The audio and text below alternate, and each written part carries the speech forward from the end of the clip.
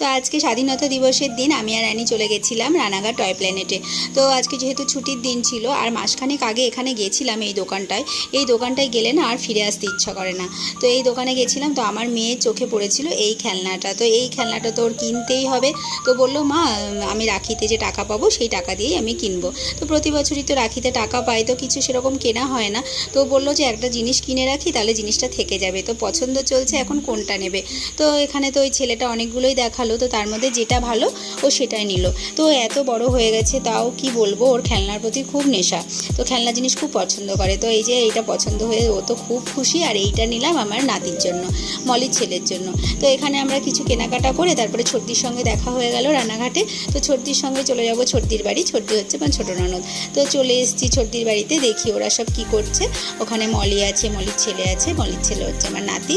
তো ওর জন্য কিছু জিনিস নিয়ে এসেছিলাম, তো সেগুলো নিয়ে আসারটাও একটা কারণ ছিল। আর এখানে এসছি এত দূর রানাঘাটে, তো সেখানে ছোটদির বাড়িতে তো আসতেই হবে। আর এই যে পুচকুটা দেখি কি করছে, ও পুচকুটা হচ্ছে খেলা করছে।